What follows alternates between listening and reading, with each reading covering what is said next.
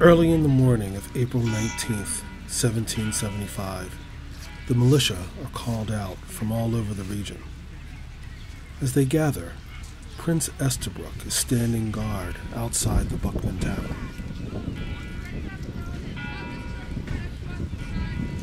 Early that night, around midnight, Paul Revere came riding through to alert the militia.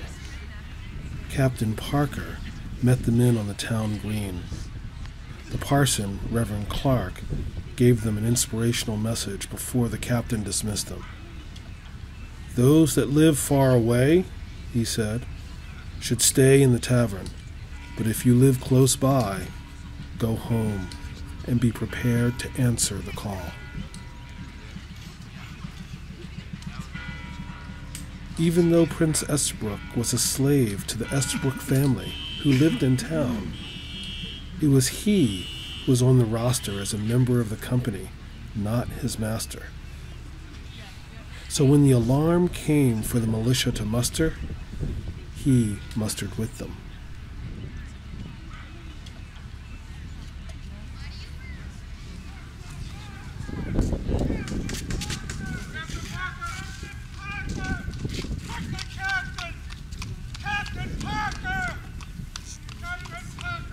Around 6 a.m., the scout came in to say that the Brits weren't far away.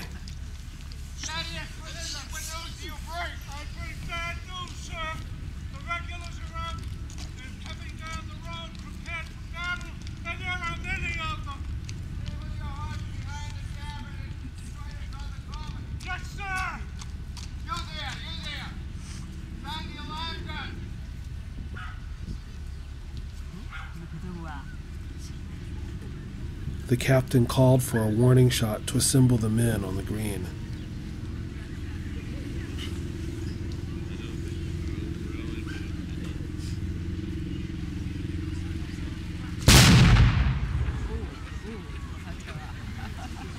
Now they had to be loaded and ready.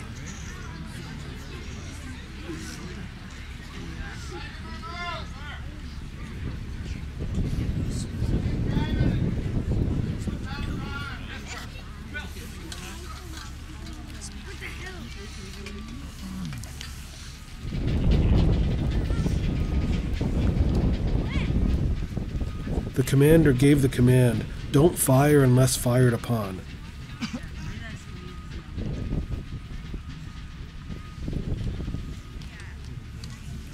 But if there was to be a war, let it begin here.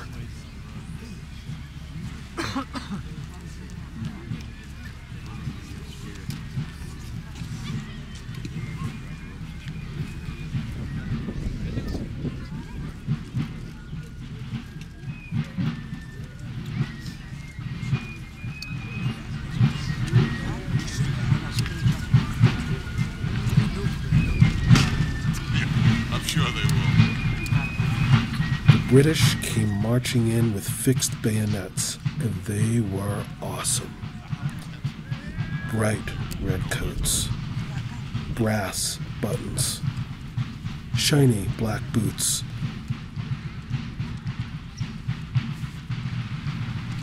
The British had the best army in the world, and the British captain had orders to round up the peasants and take away their weapons.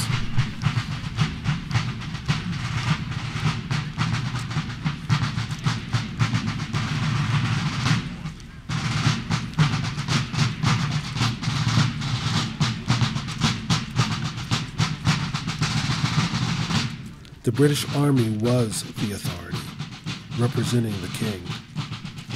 Imagine being there, like seeing 300 troopers in riot gear coming right at you. The entire population of Lexington at the time was only about 700.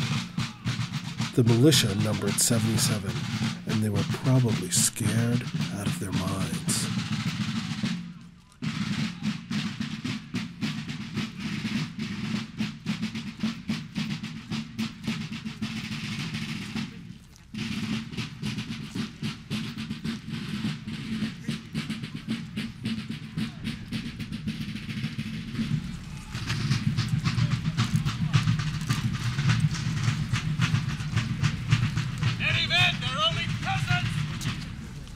They were way outnumbered, but still, they didn't leave.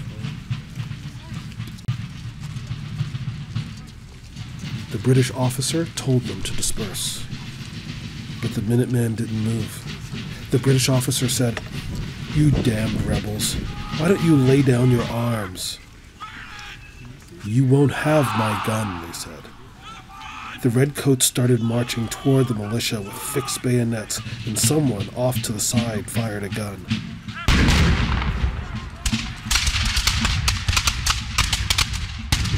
No one saw who.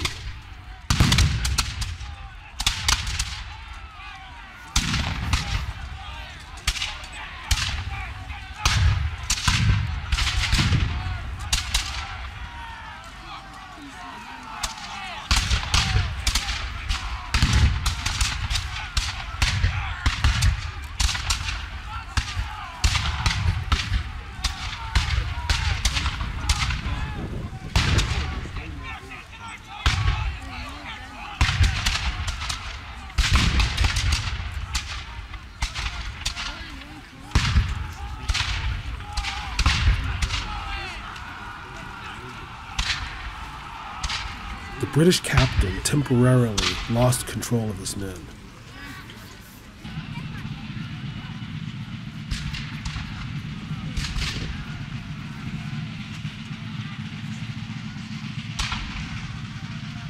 But they soon reorganized and marched on to Concord.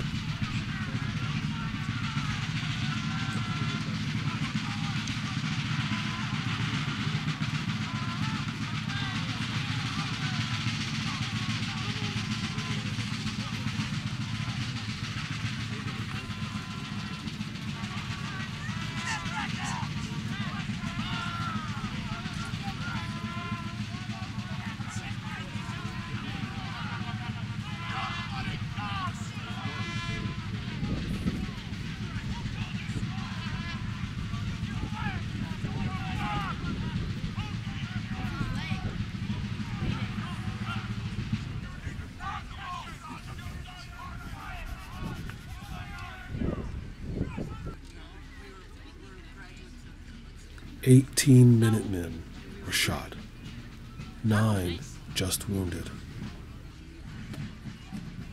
22% casualties. The women of the town tended to the wounded.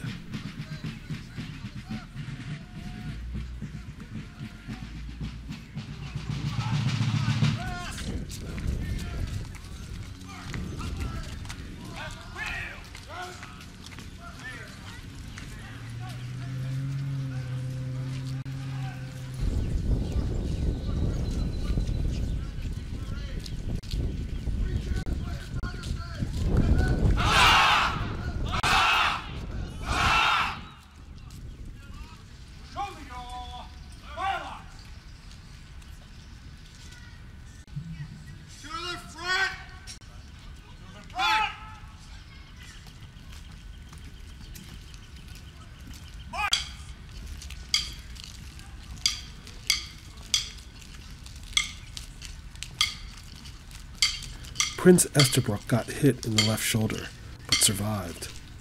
He healed and was ready to fight again at Bunker Hill. He was there.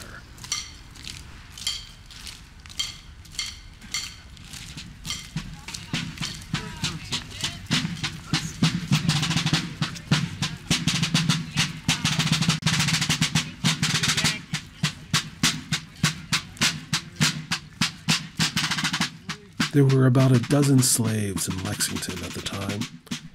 2 black men were listed on the roster of the Lexington Minutemen. One of them was Prince Estabrook.